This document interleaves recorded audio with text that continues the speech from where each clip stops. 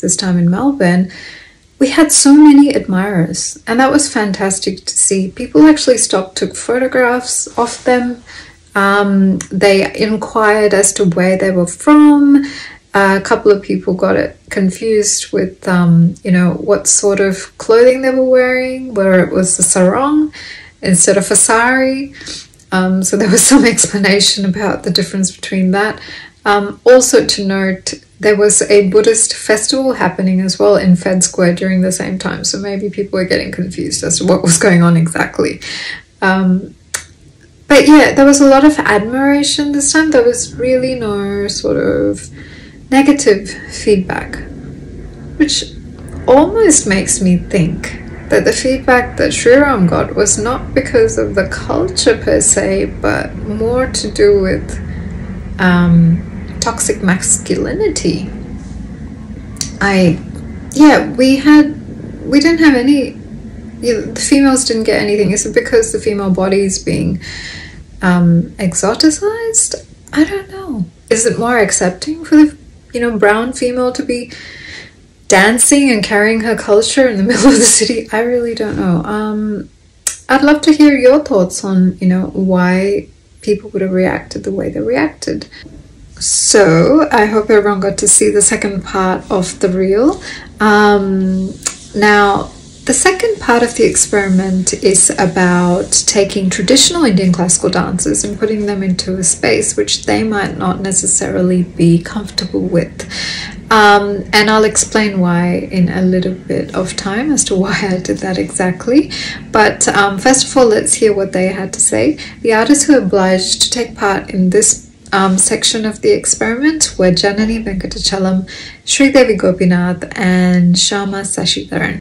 I got all sorts of weird looks. Just I was walking like this outside my parking lot. I did get some stares. I did get some people who are very amused. I did get some stares that was like very curious. But I just walked in a very confident way because I am proud of who I am. I am proud of my roots, my culture, where I come from. And I'm super comfortable walking like this in the middle of Swanston Street, part of Melbourne CBD, because this is who I am. This is me, and I'm here to spread who I am and get other people to appreciate where we are from, and that is true multiculturalism, right? Yeah. How do you feel about dancing to the song in Indian classical dance moves? I'm, to be honest, very uncomfortable. That's sort of the first thought that goes through my mind. I have never done something like this before, so it's completely getting me out of my comfort zone, trying to, experiment with it. But I'm ready to give it a go. I just want to have an open mind and see how it goes. Pretty sure some people are going to like it, some people are not going to like it. I may not get the sort of the best of feedback from everyone, because this is something completely not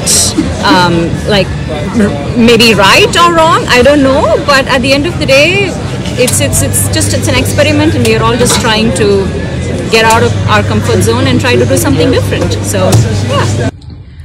So I am just going to point out my perspective here on blending the traditional and non-conventional ways. I enjoy and appreciate the creativity of such blends, but it is not everyone's cup of tea.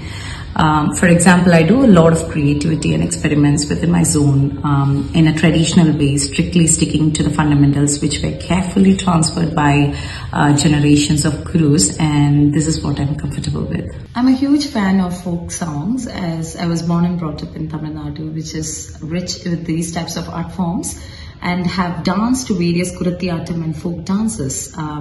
I was able to quickly adapt, as the thalam or rhythm in most of the folk and western music would be in Adi Thalam. In fact, folk music is famous for its thala intricacies.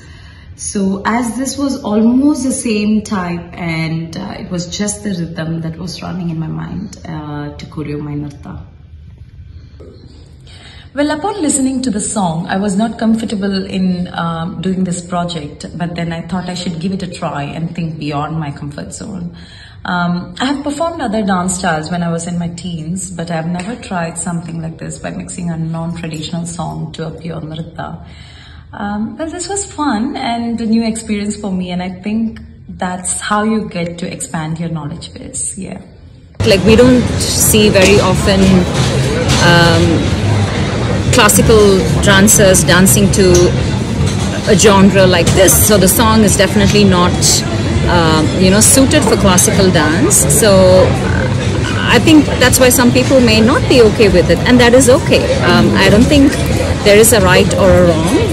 I think the whole concept or the whole purpose of why we are doing this is to explore that aspects of intersectionality, is to explore how it would appeal to different people. It is to explore perception. I may perceive this in a very different way. Some other people may perceive it in a very different way. So I think that's why some people may not like it, and I'm okay with that. And that means a lot, to be okay with not other people liking it or what you do. I think that's, for me, that's the whole thing. Yeah. With this entire video of expression, but you're not everyone's going to be your fan. You're not there to please everyone. Yeah. As an artist, do you try to be honest to yourself and try new things, or do you try to please an audience? All right, so well, I don't really believe in calling something an extremely traditional or indigenous art form. Yes, there is something that you imbibe from roots, but apart from that, I think every art evolves, and it evolves in the hands of the artist who carries it. And for me, I've never felt it odd to perform to a different music, whether it's contemporary or not my traditional music, but belongs to somewhere else. It's always been, music's universal, and it's about going with the flow, so never felt odd about it. So I kind of like it. I like to bring in the challenge of trying and putting my art into another perspective, so I enjoy it. Awesome. And what did you think about this idea of a vibe of the musician has? He's exploring intersectionality, he's exploring his discrimination, and almost celebrating his difference through the song. What do you feel about that? Well, it is to be celebrated, so I feel that I'm honored to be a part of the celebration, and it's great that we're finally discovering ways to explore ourselves and be proud about what we are. I think maybe 10 or 15 years back it wasn't the case, but right now I think we've got the liberty to do it, or we've got more confidence to come out in the open and say it. So yes, I think it's great. What did you think about the reactions that people had to the dancing today? Or how did you find the whole experience of filming in Fed Square and Well, I've filmed at various public occasions in Melbourne, but this has been fun. I've always tried to understand how people would react to the dance. The one thing I've always found beautiful about the city of Melbourne is that people don't really people don't really get bothered about what you're doing, but they kind of really appreciate what you're doing, and either they're inquisitive to know what you're doing, or they just let you be. So there's never an occasion there, where I felt odd, being the odd person out doing something different. I've always felt that the city celebrates the difference. 5 years before this, if you had asked me to do something like this, I would have been like, absolutely no, because it takes a lot of self-evolving. It takes a lot of sort of you internalizing who you are as an artist and what you want to do as an artist to be able to come out of your comfort zone, right? So something like this would be an absolute no to someone who's learned or continuing to practice this art form in a very traditional way. That's because we've just not been a very exploratory, or we've not been a society that sort of likes to explore a lot. sort of coming from, you know, the traditional Gurukulam system, you know, the teacher says something, sort of hands it down to the next generation, and they just accept it. They don't question it. You know, the whole point of, you know, questioning right or wrong is all, I think, the last 2 decades or so of you know, our generation and maybe the generation after us. So in that sense, it's all about the perception. You know, I may perceive this in a very different way to someone, you know, watching me perform this, but if you ask about, you know, a dance guru or a teacher who is still not very open to exploring or trying out different things, they may perceive this in a very different way.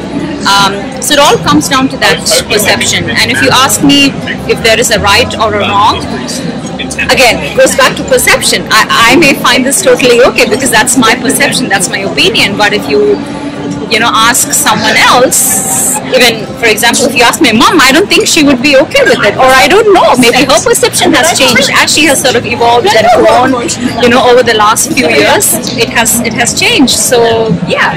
If our traditional people can be set in their ways, other traditional people can be set in their ways. In their own ways, yeah. Absolutely. So, yeah. And it is what it is. And I guess there's always going to be the element of judgment. There's always going to be judgment. There's always going to be, you know, what is right or wrong, and what is tradition, right? Even sort of goes back to us thinking about what is tradition. Tradition is something that, you know, our ancestors and our sort of forefathers have practiced certain things in a certain way, and they have handed it down to, you know, their next of kin and the next generation. But as, you know, time goes by, as things evolve, as we are all, I guess, shaped by our own experiences and our own, you know, thought process and sort of different things that shape us, there is no right or wrong in my true opinion. Like, what is wrong to me may be right to you. So I think I would just say we should all have an open mind, rather than getting our sort of conditioning and our you know, ways of what is right or wrong in the way of trying to explore. And at the end of the day, we're all trying to create something. I don't think we should be sort of bound or restricted by what is right or wrong, you know, in your opinion. So as you can see, there was mixed feelings about actually doing this section of the dance. And it's quite understandable because, you know, we have been taught how to practice Indian classical dance, and there's a certain context to it. And when you take it away from that specific context and that kind of repertoire and that sort of traditional space and put it into the streets, put it into pieces of music which don't necessarily fit, it can be quite jarring and uncomfortable for the artists. Me editing it myself, it's funny because when I was doing Sriram's video, I had no issues editing it. It flowed really well for me, and I had no inhibition at all doing that. However, when I was editing this section, there was a part of me that was fighting with me because it was like, no, this section has to flow a lot more. No, this dance, this out of it has to be a little bit more, you know, it shouldn't be cut so shortly or whatever. But here I was taking something that's supposed to flow, but, you know, putting it into very, you know, very fast-paced edits and, you know, moving the camera in a certain way, speeding things up, which I know as an Indian classical dancer myself, that's not the true aesthetics of that original piece. But here I did take, you know, your Bharatanatyam and Kuchipudi, and I put it into Kuttu beat. And I edited it. People seem to like it. It's the way of the world. But I also understand why, you know, the artists, the traditional artists would have been uncomfortable. But this kind of gives, I guess, makes way for another question within me. The question being, okay, we are set in our ways, you know, as people who are of a certain ethnic background, we are also set in our ways, and we're very strong as to adhere to our ways. So then, is it okay or is it not okay for people, you know, from a Western background to look at us in a weird way because they're not used to what we do. And so when they look at us, we are alien to them. What we practice is strange to them. So when they give us those looks or comments, should we then kind of, I hate to say this, but are they justified in it? I really don't know. I'm not going to make a call on that. I know that we're in a different country and there are definitely differences between cultures, and it's something that we have to live with. Now, if you saw my last, documentation, you might be thinking, what the hell? She was so all gung-ho about doing something unique and different and breaking tradition and culture. And yes, I was. And at the same time, I'm also having this dilemma of doing a fusion piece as well. And it's different days and different scenarios and different people involved. What I'm trying to say is that it's a spectrum.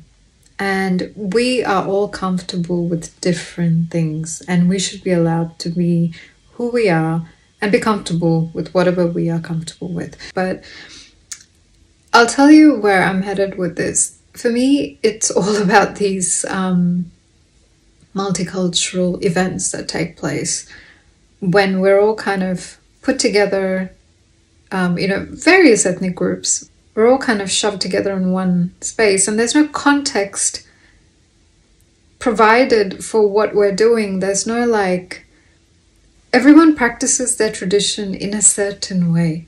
There's a certain respect given to the way we practice our dance forms. And I feel what happens in Western society or in these countries is that we all kind of get shoved into one little heap and they don't understand where our dances are coming from. They don't understand how it should be treated. And so when we are put in these spaces, we just feel so awkward. I have no other word to say it. It's really an awkward experience. At least it was for me. Sometimes we're forced to go into this whole fusion thing. Sometimes it's not something that we want to do. It's completely fine whether when someone wants to do something, yes, of course, freedom of expression, but when they're forced to do it, no matter what, assimilation, I had that assimilation shouldn't be forced. Which is very interesting because I often feel that, especially in Western countries, or perhaps even in Eastern countries, because, you do see a lot of people from the West going to the East and really embodying that culture within that country as well. So perhaps it's something that humans expect. They all expect you to merge into that norm in society. We are also... our mixes are so different. Our influences are so different. And we are diverse within ourselves as well. So that should definitely be taken note of. I was also thinking about something else, which is, there's new migrants who are quite strong and have a sense of belonging to a certain country. However, there are people who are born or, came to a Western country at a very early age where we want to be part of this country and we don't have a sense of belonging here either. So when we are alienated, I think it kind of just, that whole feeling multiplies. Whole othering multiplies as well. There is this concept of diversity being thrown around. And what I truly feel is diversity is when different cultures are respected and they are given the respect that they seek, and they are allowed to tell or share their art form the way in which they want to share it. And it is a spectrum as well. And consideration should be given to context as well. And not just, it shouldn't be tokenistic in any way. I guess that's what I'm trying to say. Always look at the background, always look at the context behind what each person from a different background might be sharing, because for some people some things might be sensitive and for others it might not. but it really depends on that individual, and no one should be judged in a blanket way. But anyway, would love to hear your thoughts, and that's me done rambling about the notes that I took during this section of the experiment, and there is much more coming. I look forward to sharing those things as well. Have a wonderful day.